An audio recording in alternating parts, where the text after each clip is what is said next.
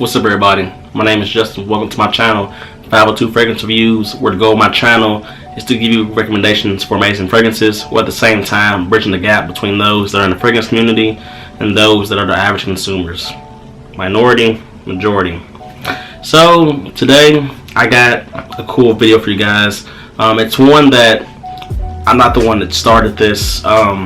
Two other YouTubers have already done this. Dallas from Chaos Fragrances, he was the first one to do this, and then Ashton from Jensen's did his video of it, and now I'm gonna do mine. Today's video I got for you guys, like the title shows, it's 10 fragrance flankers that I think are better than the original in that series. Like, for example, Aqua de Joe and the Aqua de Joe line, the original Aqua de Joe, that's the original fragrance. But there's been many flankers that's come out, like Aqua de Joe Profumo or Absolute. Those are flankers to the original release. And today for you guys, I've got 10 fragrances that are flankers that I think are better than their original counterparts. I am going to do different fragrances than what Dallas from Chaos Fragrances and Ashton from Genesis did. I want to do completely different fragrances than what they've done, just to show you some more fragrances, make it a little bit more unique, I guess. I do think Aqua de Joe Profumo, for example, like they showed, is better than the original Aqua de Joe. There's ones that I agree with. I'll leave the link in the description to their videos. Y'all probably already seen it, but to anybody that's like my friends and family that want to see it, I'll put it in the description below. So before I hop into this, if you haven't already, subscribe to my channel because I got a lot of great, amazing content planned. Hit that post notification bell to let you know whenever I upload new videos. So without further ado, let's get into this list of 10 fragrance flankers that I think are better than the original. So the first fragrance flanker that I want to talk to you guys about is one that came out last year, I believe. I think, no, 2018, 19. This one came out in the middle of last year or the year before that. I can't remember, honestly. This one was a really big release when it came out. I do have it, and I don't wear it a ton, but the fragrance I'm talking to you guys about comes from the house of Chanel, and this is Bleu de Chanel, the Parfum version. This one right here, to me, it's not a scent that's special, but it's still a fantastic generic scent that everyone loves. I do think this is better than the original Bleu de Chanel, which the original release is Bleu de Chanel, the Eau de Toilette concentration. That one to me is the freshest in the Bleu de Chanel trio. I do think the Eau de Parfum is the best, but I have the bottle right here, the Parfum, and it's still got the kind of like the fresh elements of that original Eau de Toilette concentration. However, there is an added sweetness in here from some fruits, but you also got a really smooth sandalwood. This actually is the woodiest of the three. This one to me leans more woody than fresh. There's a little bit of sweetness in there, like I said, also from tonka bean. This one to me has got more going on in it that to me makes it better than Bleu de Chanel Eau de Toilette. The versatility is just as great. You can wear this anytime you want, any occasion. It's a signature scent. But I think that in the Bleu de Chanel line, the original release, which was the Eau de Toilette, that to me is not the best anymore. The Parfum version, which is a flanker to the original, I do think this is better than Eau de Toilette. And this is Bleu de Chanel Parfum. It's an average, everyday, easy going scent. It's great for what it's intended to be. The next fragrance I want to talk to you guys about, I might do a review on this coming up real soon, because this is a designer release that I really like, and to be honest, I think this is one of the best. No, I think this is the best designer fragrance in department stores right now, in my opinion. If you're talking about an all-season, all-occasion, versatile fragrance in department stores, this to me is the best. This comes from the house of YSL, Yves Saint Laurent, and this is YSL's Y Eau de Parfum. And this one right here is a flanker to the original YSL Y Eau de Toilette version. And this one right here destroys the Y Eau de Toilette. This does everything that the Y Eau de Toilette does and more. I do know that a few years ago, YSL Y Eau de Toilette was voted by thousands of women as the freshest smelling men's cologne. but this has that freshness that does, but it also adds more layers to it that makes it more versatile, more longer lasting, and just all around better if you ask me. This is fresh, but also you got a nice apple in here, a nice apple note that provides a nice sweetness, but it never goes too sweet. And then we got some underlying ginger and sage, some of the other main notes. You got amber wood in the base, gives like a little bit of an ambroxan feel.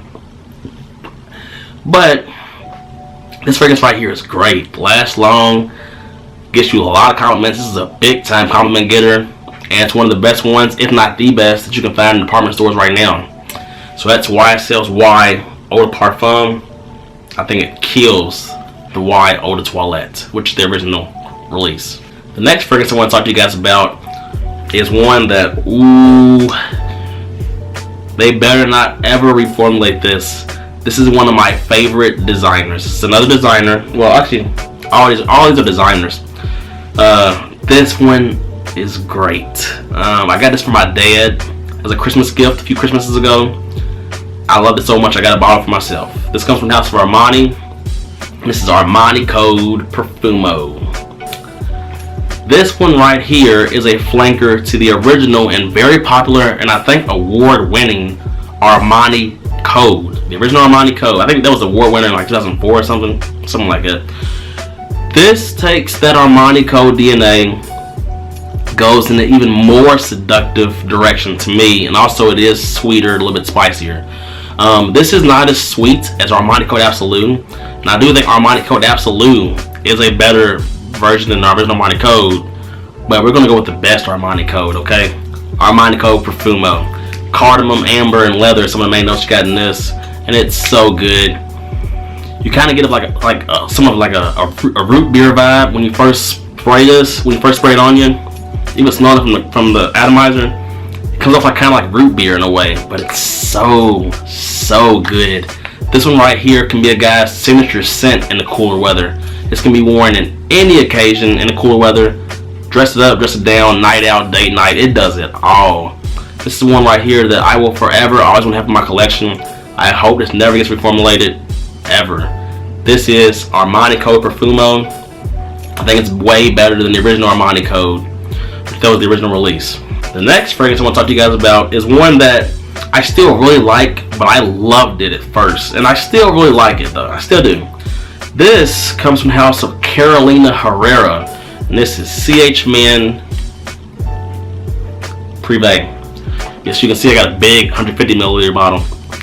This is a flanker to the original CH Men by Carolina Herrera, and I will say this. This has got kind of like that sugary vibe going on, like the original CH Men does. Like it's got that sugary, leathery kind of feel.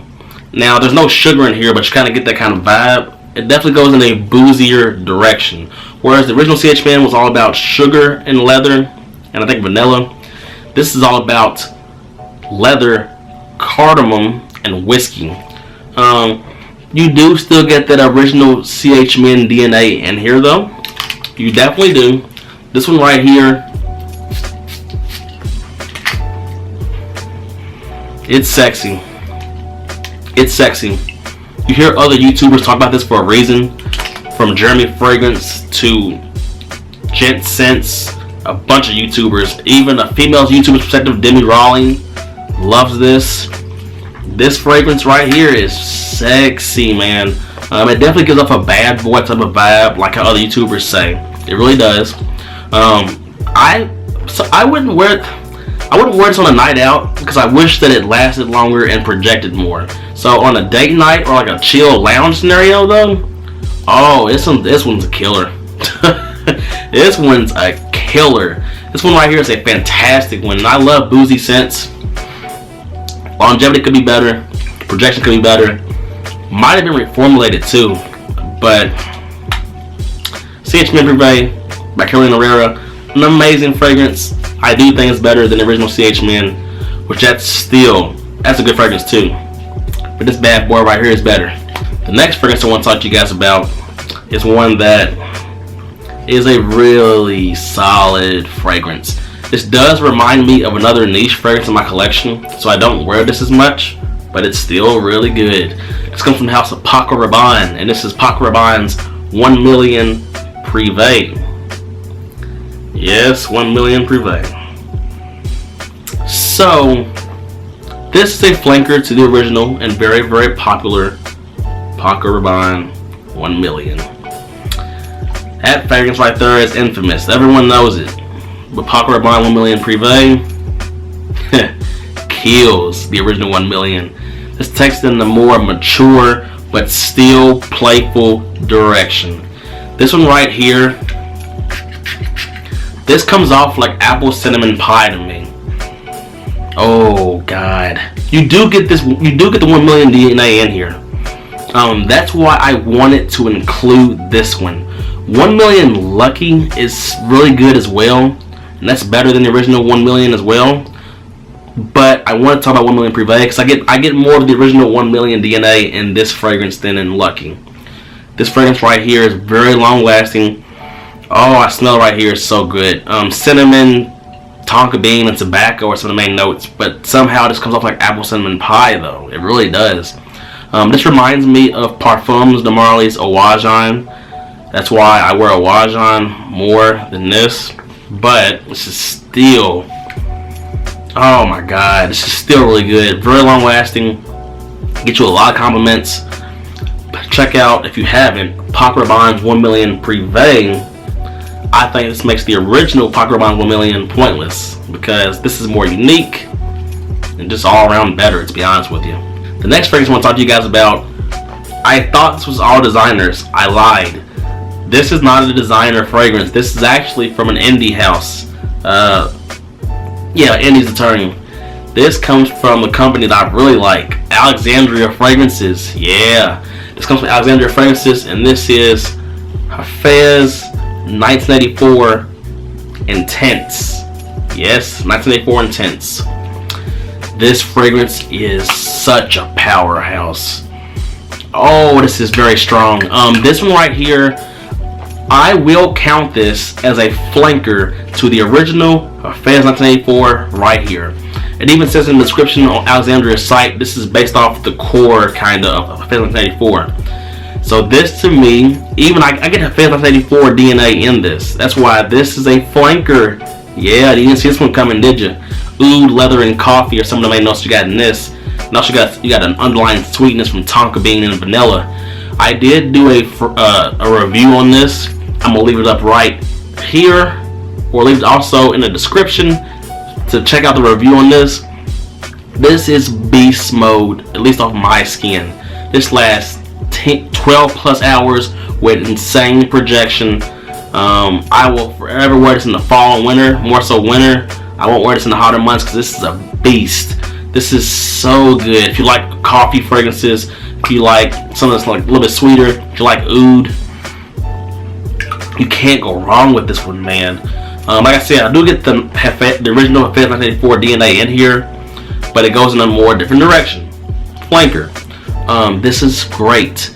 Many people like Hafez 1984, the original. It gets a lot of attention. That's one of Alexandria's bigger fragrances, but people need to talk about this one more. You gotta talk about this one a lot more. 1984 Intense, better than the original 1984 by Alexandria. The next fragrance I want to talk to you guys about is one that came out in 2018. Yeah, 18. This is one of the best releases of 2018. This fragrance right here, I've talked about this fragrance a few times already, and it's a solid fragrance. This comes from the house of Azzaro, and this is Azzaro Wanted by Night. This right here, this bad boy, cinnamon, tobacco, cedarwood, fruity notes are some of the main things you got in here. This to me is better than the original Azzaro Wanted. The original Azzaro Wanted is a nice fragrance. It is good, it's nice.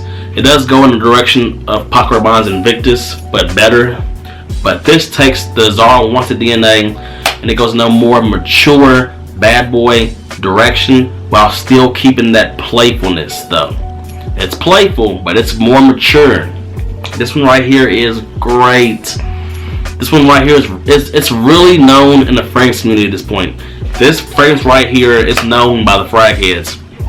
I don't want this fragrance to get too popular though, at least where I'm from, because I want to keep on wearing this. This one's solid. It lasts a very long time. The fruity notes that's in here is definitely underneath that cinnamon. So if you ever smell this fragrance and like there's something sweet in here that's putting you off, it is the fruity notes, but give it time, because in the dry down it kind of goes away, and more of a cedar wood and tobacco masculineness comes out. This one is great. Check out Azzaro Wanted by Night. I do think it's better than the original Azzaro Wanted. The next fragrance I want to talk to you guys about is a limited edition release. So this fragrance came out in 2017, I believe. It is a limited edition, so there is a chance that this will get discontinued in the near future. So grab a bottle before it gets discontinued. This comes from the house of John Varvatos, and this one right here is pretty well known in the fragrance community, more so because of Jeremy fragrance. He talked about it a lot, but for good reason. This is John Varvatos Artisan Pure. This fragrance right here is really solid, great for the spring and summertime, great for the hot weather. This is a flanker to the original John Varvatos Artisan. And to be honest with you, the original John Varvatos Artisan, that to me is boring. I have heard though that that's actually a compliment. I've heard that's good in compliments though. I've heard that's actually really nice with ladies. I know this one's going to be too though, because I've already worn it in hotter weather. John Varvatos Artisan Pure, to me, this is a more brighter version than the original Artisan. Pure in the name kind of hints at that. It's really bright, really fresh, citrusy. There's a little bit of an underlying warmth from amber in the dry down at least, but this is a lot of citruses. Petitgrain, I think tangerine maybe? Yeah, tangerine, petitgrain, maybe neroli too. It's just really bright. It's happy going.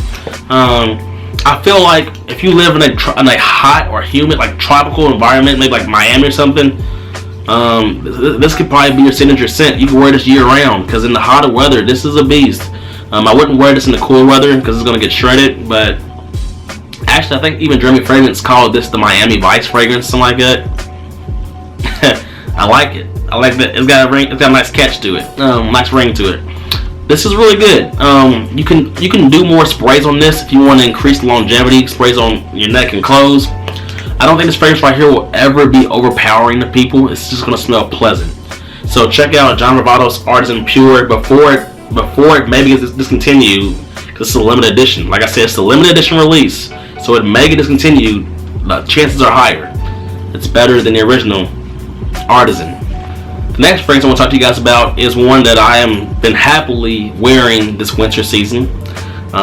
This is my signature scent for the winter. If you haven't seen my winter fragrance lineup, my winter fragrance starting lineup, I'm gonna leave a link to that at the end so you can see that. This is my signature scent, and this to me is the fragrance that embodies winter the most to me. This comes from the house of Viktor and Rolf. Spice Bomb Extreme. Yeah, the best spice bomb to me. This one right here, ooh, this one's so freaking good. This one right here is a flanker to the original Viktor and Rolf Spice Bomb, and that one's really popular. At least not just in the fragrance community. That one's popular to the average consumers too. The average consumers know Spice Bomb really well, but they don't know Spice Bomb Extreme like that though, like us frag heads. Vanilla, tobacco, other variety of spices, and I think there's a little bit of underlying booziness in here. I think the vanilla is bourbon vanilla. I think there's a little bit of a boozy feel to this, at least to my nose. This one is ultra long lasting, man. It's lasted a long time, but you would expect it to, because the name and the type of fragrance it is, the ingredients in it. It's a compliment monster in the cooler weather, which is why you see other YouTubers say it gets a lot of compliments, or it makes some YouTubers most complimented lists, like Jeremy Fragrance's most complimented list. But this fragrance is nice. It's warm, it's cozy, it's inviting. This to me in the wintertime, I wouldn't want to wear this on the night out, but you could. I'd rather go with the original Spice Bomb, to be honest. But besides the point, this fragrance is just great. Man, people in the fragrance community already know about this. You already know what it is. I wanted to talk about this one though, because this is a flanker that I think is better than the original. That being said, Viktor Rolf Spice Bomb Extreme is better than the original Spice Bomb. Gorgeous fragrance. Check it out if you haven't. Spice Bomb, the original, did get reformulated. I hope this one doesn't. I hope this never gets reformulated, because that would suck. And the last fragrance I want to show you guys. Oh man, this is the fragrance right here that got me into the fragrance game. This got me into the fragrance game. Oh man, this fragrance right here, I wore this on New Year's too. I'm gonna get a backup bottle of this, a real big one. This comes from the house of Jean Paul Gaultier, and this is my lovely, lovely Ultramel. Is it the most masculine fragrance ever? No. But this fragrance right here shows that you're a confident guy. Or, you know, confident guy. It's just unisex down the middle. Women can wear this. But if a guy's wearing this, it comes off as a sexy, confident vibe. So this right here is a flanker to the original, very popular Lamal. Jean-Paul Gaultier Lamal. That's the original release. Very, very popular by everyone. Not just, once again, not just the fragrance community, the average consumers. That one was big when it came out in '95 or whatever. But Ultramel, even though I like the original Lamal, this one's better. It does everything that it's sweeter. It's very, very sweet, but it's attention getting. Even though this has been reformulated, I got the Puig formulation, which is the reformulated version. It still lasts a very long time. It still gets me a lot of compliments, and I just feel great when I wear this. So definitely, if you haven't, check out Ultramel by Jean-Paul Gaultier. So I think it's better than the original Lamal. So that's all I got for you guys today. This video right here, I was excited to do this one because this is a cool video. It's cool that Dallas thought of this video. If you haven't already, like I said, subscribe to my channel. I got a lot of content on the way planned. I'm gonna leave links to all of these fragrances in the description if you want to buy them. That being said, hit that post notification bell, let you know whenever I upload new videos if you haven't. That's all I got for you guys. Till next time.